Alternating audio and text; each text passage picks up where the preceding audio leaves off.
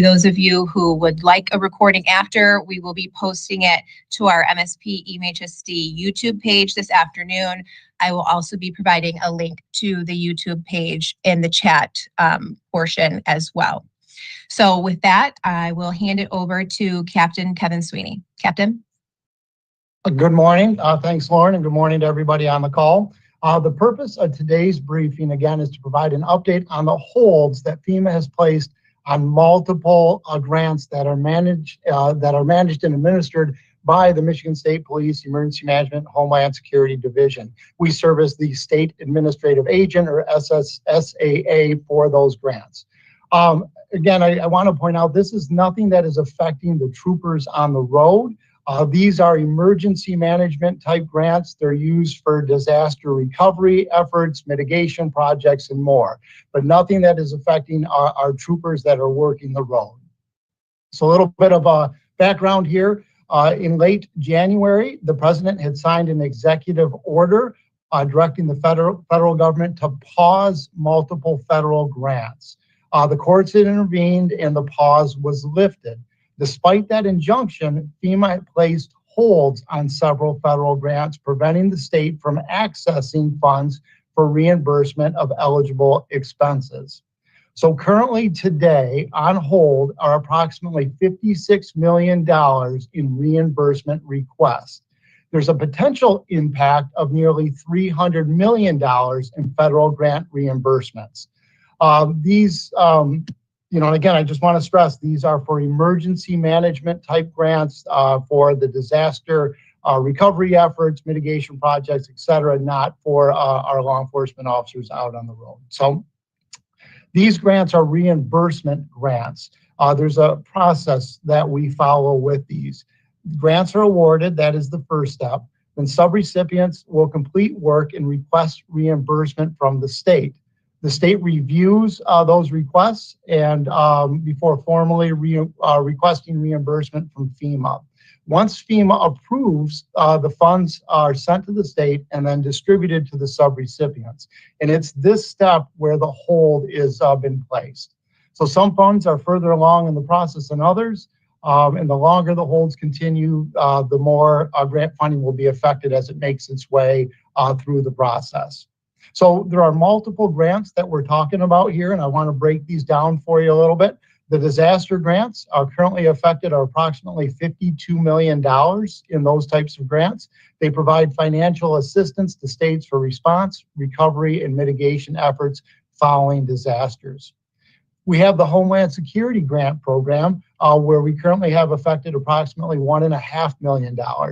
This is used for terrorism prevention, but enhances state, local, tribal, and territorial capabilities to prevent, protect, respond to, and recover from terrorism and other threats. We have the Nonprofit Security Grant, or NSGP. There's approximately $850,000 that are at risk with this grant. This supports nonprofit organizations at high risk of terrorist attacks by strengthening their security and preparedness. We have the Emergency Management Performance Grant, or EMPG. Currently affected is approximately $1.5 million with this grant. It is primarily used for emergency management programs both at the local and state level. Hazard mitigation grants, a small amount, but approximately $2,000 is currently at risk here. This provides funding for projects that reduce the risk and impact for future disasters. So some of the key concerns and communication we've had with our federal partners, specifically FEMA, no reimbursement requests have been processed since the holds were placed. The last successful federal reimbursement we have seen here in Michigan was on February 11th of 2025. Initially, we weren't sure what the holds were for. The holds just showed up in the FEMA system. There was a lack of communication. However, that communication has greatly improved here in the last week or 10 days, where we've now received a couple of different emails from FEMA letting us know that there is a new step in the process, specifically a manual review step that's being implemented. FEMA has let us know that the step could cause significant delays in the process as well. However, with that, there's been no clear guidance to, at this point in time, or instructions on how to navigate this additional step that is being implemented at the federal level. Their legal action, so some of the steps taken here at the state level on March 6th, the Michigan Attorney General Dana Nessel, along with 21 other state attorney generals, won a preliminary injunction in U.S. District Court to block the withholding of federal agencies' grants, loans, and financial assistance. There is a March 14th deadline that is fast approaching here, where the court has ordered the administration at the federal level to provide evidence of compliance regarding this issue. So we're encouraging our subrecipients to continue to submit their reimbursement requests to the state, and we're continuing to stack those up, so to speak.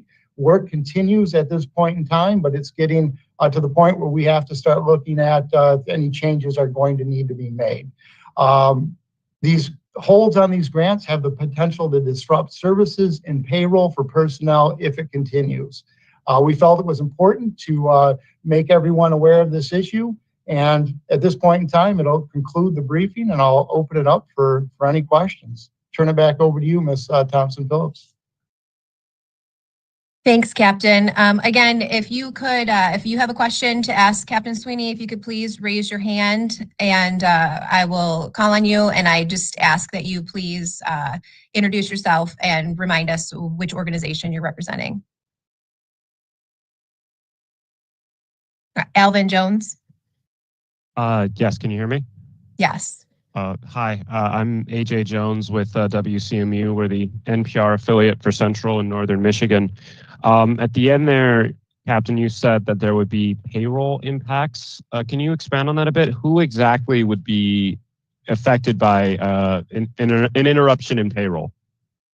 Who in your staff?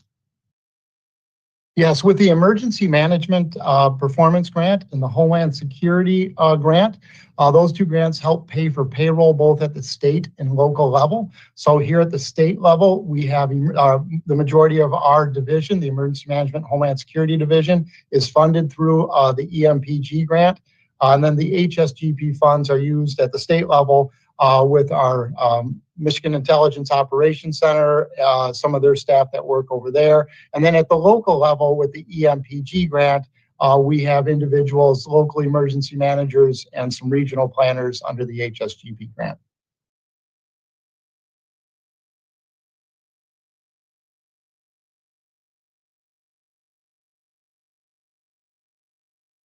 Are there any other questions? Isabella Volmert. Hi there, thanks for doing this. My name is Isabella Volmert. I'm with the AP based in Lansing, Michigan.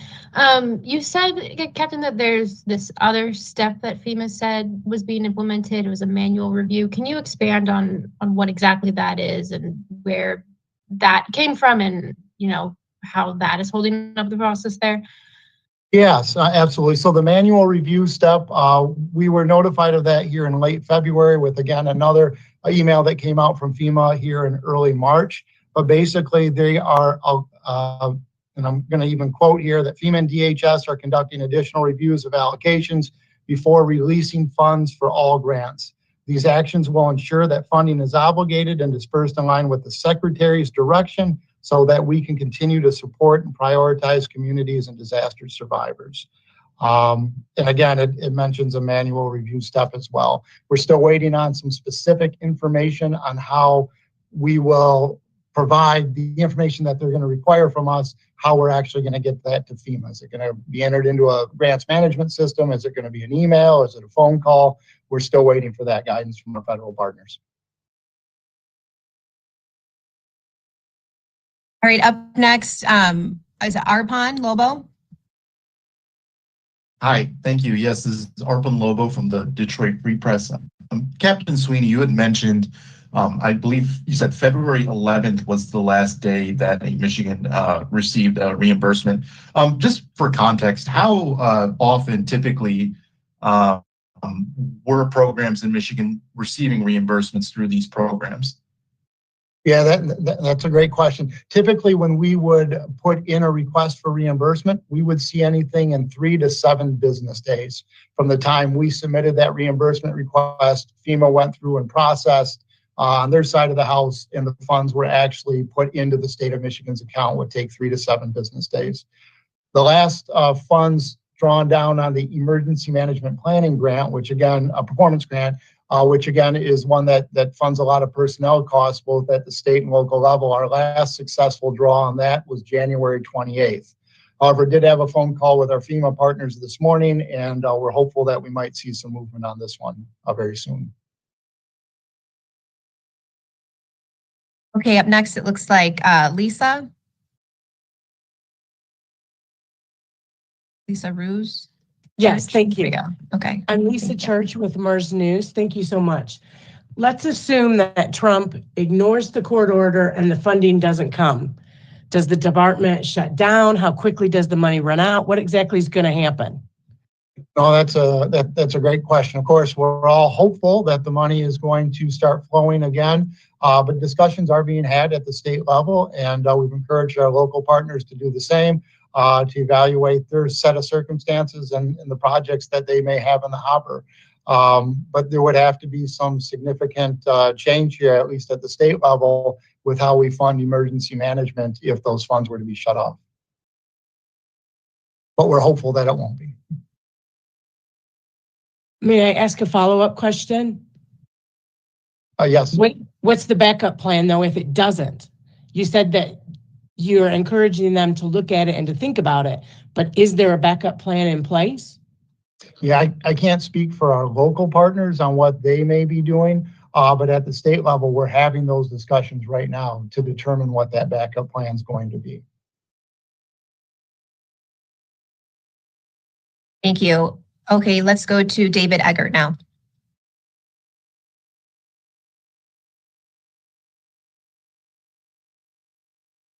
Hi, it's Dave Eggert at Cranes. Wanted to clarify one thing. You mentioned the local partners, and was curious, they're getting reimbursed for, is it safe to assume more recent natural disasters and things like that? Or I was just curious the process of like how long we're going back. Is this like stuff that occurred a year ago, a month ago? No, that's a great question. We have 4 federally recognized presidential disasters that we're talking about that are open here in Michigan. The oldest one, I believe, goes back to 2018, which were the floods that happened up in the Houghton area. We've also got the COVID disaster, the Midland flood, when the dams broke disaster, and then we had the storms that went across Michigan from the west side of the state to the east side of the state. Back in, I think, 2023, and caused significant flooding in the southeast Michigan area.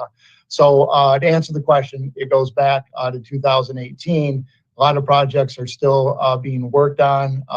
They're not quick projects a lot of times when we're talking about replacing culverts and just so many other things and buildings, et cetera. So yeah, a lot of work that is being done currently on these projects.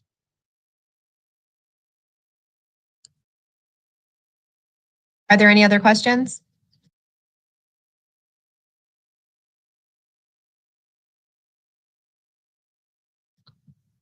Okay. I'll do one last call for questions before I hand it back to Captain Sweeney, and we can, okay. David, go ahead. Yeah, it's Dave again, just to follow up. Can you provide some scope as to, of the $56 million, is there one reimbursement request that's the largest? And can you say how large that is and where it is in the state? I don't have that information right in front of me. We'll have to get back with you on that question. Okay, thank you. And again, I do want to point out too that with that $56 million or the $52 million with the disaster grant specifically being referenced, those are the reimbursement requests that are sitting with us right now. Tomorrow we're going to have another one. The day after that, we're going to have 3 or 4 more, right? So the potential is up to $300 million. Those are just the ones that we literally have sitting in the hopper that have either been entered into FEMA's system or we're waiting to process with FEMA. In one of the systems, we're not even able to do anything with it because of the hold that's on it. Thank you. And Cap, if you don't mind, David, I just wanted to follow up to your first question about the open disasters. There is an additional one from 2021, the Southeast Michigan flooding that Captain didn't mention on his list. And the storms, the statewide storms that went across the state is not included in that list. It's the 2021 flood disaster for that. Okay, any other questions for Captain Sweeney? Okay, seeing none, again, I thank you all for taking the time to join this call today. I did put my contact information in the chat. If you do have any follow-up questions or needs after this, please contact me directly and I will do my best to get you any information that you need. Also, Captain Sweeney's proper spelling and his title are in that chat as well as that link to our EMHSD YouTube page where we will post this recording later today. So with that being said, Captain Sweeney, if you have any closing comments, I send it back to you. Thank you, Lauren. I'd just like to thank everybody for taking time out of your schedules today to join us. And again, if you have any follow-up questions, please reach out to Ms. Lauren Thompson-Phillips and we'll get you those answers. So that's all that I have. Everybody is free to drop. Thank you so much.